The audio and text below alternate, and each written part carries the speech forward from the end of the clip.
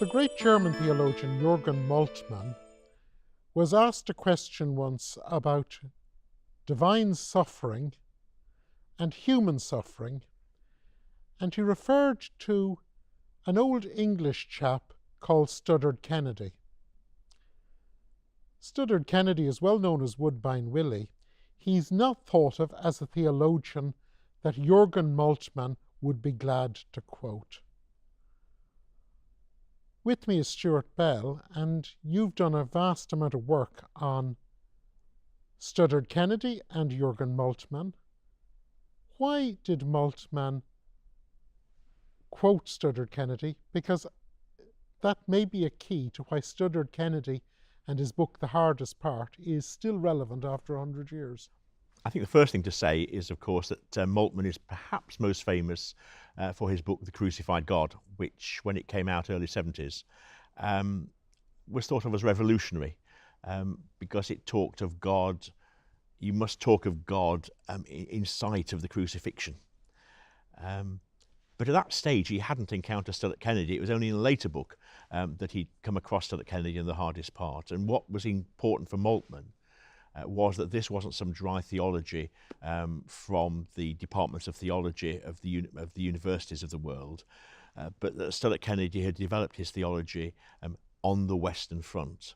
And because Moltmann had, in a sense, the origins of his theology were seeing Hamburg destroyed in the Second World War, he saw their shared context for saying, where is God in all this, and coming to the conclusion, both of them clearly, that God shares in that suffering. So, in a way, you're saying that Studdert Kennedy's relevance is that he is anticipating in his saying, I do not want to talk about this passionless potentate. Precisely. If I want to see God, I look at a crucifix. He is anticipating the great central image of Jürgen Moltmann. Absolutely. Studdert Kennedy, of course, talks about the only God that makes sense is the comrade God, as opposed to the passionless potentate, the one who is alongside, in the same way that two comrades are alongside each other in the trenches of the Western Front. And time again, Studdert Kennedy says, this is the only kind of God that makes sense for me, who is down here, not remotely up there. And the interesting thing is, this isn't a case of the old passiability question, because this is not a God who is one more object in the universe. This is God the Creator, but it is God the Creator who has given freedom to the creation and who stands at the beginning and at the end. He's the Alpha and the Omega. Precisely. And in between is engaging with and suffering with and giving inspiration and strength to those of us who are suffering. Absolutely. And of course, he was accused of patripassianism at various times. Yeah, it's an old saw. And one defence was, well, he's not trying to produce serious theology. Of course, now we know he was, yes. But he was kind of let off the hook in that sense. But whether patripassianism should be thought of as being quite as heretical as it used to be is no question in any case. Patripassianism is one of those technical things that occurs in the study. It occurs as an intellectual exercise, and where Studdert Kennedy leaves it is that he builds a theology of belief in a loving God, precisely in the agony of the Western Front, but intellectually he never goes near the as it were the rotten roots of patripassianism, in that he's under no illusions about. He has a chapter on the creation. And of course, at the core of his theology is John 1:14. In fact, he builds his theology of the cross out of 1:14. Absolutely. We've talked about Moltmann, of course, but I know some of the work that you've done, you've seen Studdert Kennedy kind of echoed again in Vatican II. Oh, that's one of the most amazing things. He produced. You can look on the Hardest Part as a theology of the creation and suffering, or you can look on it as a new Christian cosmology, Alpha to Omega. But you can also look on it as a liturgical theology, because he's constantly referring back to the experience of the community in liturgy. And that comes in several ways. There's a lovely phrase in the middle of a reverie. The colonel says, "Come on in and have your breakfast." And he says, thank God for eggs and rashers, and eggs and rashers of bacon, good old hens and pigs and hens or something. And in other words, the reaction of the Christian in the creation must be Eucharistic.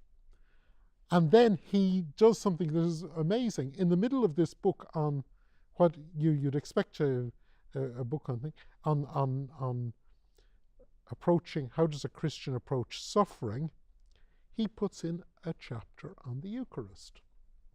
And what an amazing Eucharistic theology, because it's almost like a snapshot of Eucharistic developments, particularly in Roman Catholicism, for the next 50 years.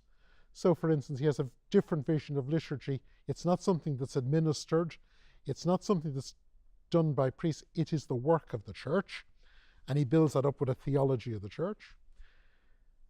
He gets away from the dead-end semiotic notion of sacrament as sign, which just goes round and round in circles. And he starts talking about sacrament as encounter. And it's fascinating. Christ as the sacrament of encounter with God is, of course, the great work of Edvard Schillebeeckx. The theology and some of the jargon is already there in the hardest part. But perhaps the most amazing thing is he then talks about the Christian life, and he talks about the Eucharist as the center of the Christian life. It isn't just Holy Communion as a little pious action that's tagged on, or take it or leave it tag on. And he talks about Eucharist as the summit of Christian life, because in Eucharist is encapsulated this sort of cosmic dynamism from alpha to omega, where you actually have to encounter the crucified Christ. And that, of course, becomes one of the key motifs of Vatican II. There's another lovely chapter, and I'm sure you could even probably give me, where he builds a theology having just buried someone. He's brought his shovel with him because he finds a dead body, and the Christian job is to bury the dead. So he reflects on the dead, on the person dead, and then he says, "Well, farewell." And he picks up his shovel and says, "I must now go and follow Christ." So he has a vision of the Christian life that's very big into the whole Christian life as pilgrim discipleship.